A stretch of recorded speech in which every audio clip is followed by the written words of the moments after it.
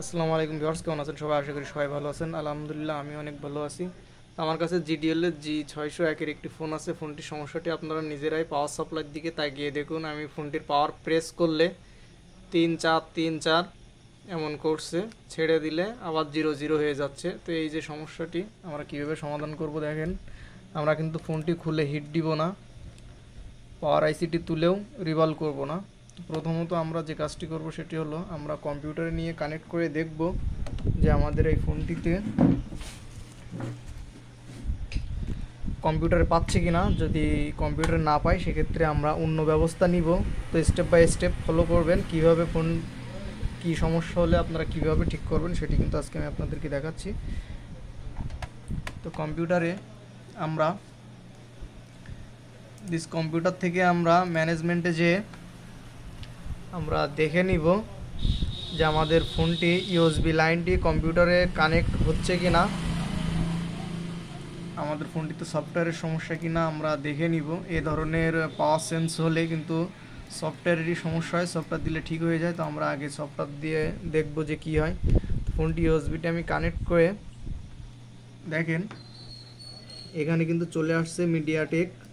দেখেন MediaTek USB port এখানে চলে আসছে, তার মানে আমাদের এই ফোনটিতে ফ্ল্যাশের সমস্যা আছে। আমরা ফোনটি এখন ফ্ল্যাশ করে দেখব। ফ্ল্যাশ করার জন্য আমরা অনেক ধরনের টুল ব্যবহার করতে পারি। তো আমি সর্বপ্রথমে মিরাক্কেল টুলটি ওপেন করছি। মিরাক্কেল টুল দিয়েই আমরা ফ্ল্যাশ করব। মিরাক্কেল টুল দিয়ে যদি ফ্ল্যাশ না করা যায় সেক্ষেত্রে আমাদের যে এমটিকের যে ফ্ল্যাশ টুলটি আছে, আমরা এমটিকে বাটন ফ্ল্যাশ টুলটি কিন্তু ব্যবহার করতে পারি।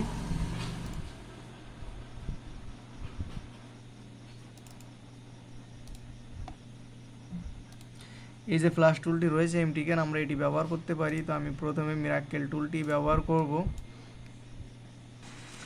মিরাক্কেল টুলটি ওপেন করার পরে আমরা এখানে রাইটে চলে যাব। রাইটে যে এখান থেকে আমরা আইসি নাম্বারটি সিলেক্ট করার পরে এখান থেকে আমরা ফাইলটি সিলেক্ট করে নিব। তো আপনারা ফোনের ফাইলের জন্য গুগল ক্রোমে যেয়ে ফোনের আপনারা জিডিএল G601 ফ্ল্যাশ ফাইল লিখে সার্চ দিলে আপনারা গুগলে পেয়ে যাবেন। তো আমি ফাইলটি ডাউনলোড করে রেখেছি এখানে। ফাইলটি আমি এখান থেকে ওপেন করে নিচ্ছি। ফাইলটি দেখেন ওপেন হয়ে গিয়েছে।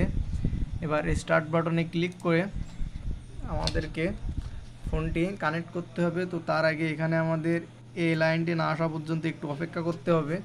তারপরে এই লাইনটি চলে আসলে আমাদেরকে ফোনের দেখেন ব্যাটারি লাগিয়ে, এই ফোনের ব্যাটারিতে চার্জ নেই যে কারণে আমি অন্য একটি ব্যাটারি নিয়েছি। এভাবে আমরা ফোনটিতে ইউএসবি কানেক্ট করে দিব। সাথে সাথে দেখেন আমাদের এখানে কম্পিউটারে কিন্তু লোডিং নেওয়া শুরু হয়ে গিয়েছে। দেখেন এখানে কিন্তু আমাদের ফ্ল্যাশটি মোবাইলে নিচ্ছে। এ ধরনের সমস্যা হলে আমরা প্রথম চান্সেই যে কাজটি করে থাকি সেটি হলো আমরা পাওয়ার আইসি হিট দিয়ে থাকি অথবা পাওয়ার আইসি রিভলিং করে থাকি। তো আপনারা ফোনটি খোলা ছাড়াই এ ধরনের যদি সেন্স ওঠে আপনাদের ফোনে এমটিকে বাটন ফোনগুলিতে 3 4 3 4 এ ধরনের যদি চেঞ্জ হয়ে থাকে তাহলে আপনারা গুগল থেকে একটি ফ্ল্যাশ ফাইল ডাউনলোড করে নিয়ে ফোনটিতে ফ্ল্যাশ করে নেবেন। তো আমার ফ্ল্যাশটি কমপ্লিট হয়ে গিয়েছে। এটি সাকসেস হয়ে গেলে টুলটি নিজেই ক্লোজ হয়ে যাবে।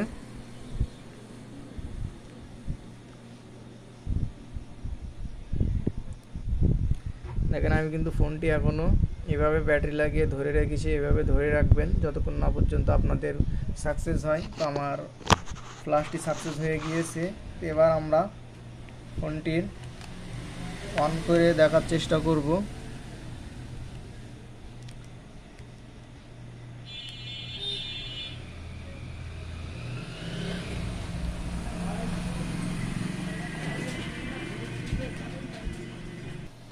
তো আমার এই ব্যাটারিতে চার্জ আছে কি না জানি না, ফোনটি অন হওয়ার মতো চার্জ আছে কি না আমি জানি না। তো ফোনে আমি আবারও কেবলটি লাগিয়ে আমি চার্জার লাগিয়ে দেখব। আমার ফোনটিতে হয়তো বা অন হওয়ার মতো চার্জ নেই ব্যাটারিতে। আমি ফোনটি এখন পাওয়ার সাপ্লাই দিয়ে দেখব যে পাওয়ার সাপ্লাইয়ে আমাদের কী ধরনের রিডিং আছে। আশা করি আমাদের ফোনটি সমস্যাটি সমাধান হয়ে গেছে। আমি জানি এ ধরনের সমস্যা হলে ফ্লাশ করলে সমস্যাটি সমাধান হয়ে যায়। এখন ফোনটিকে আমি অন করে দেখব।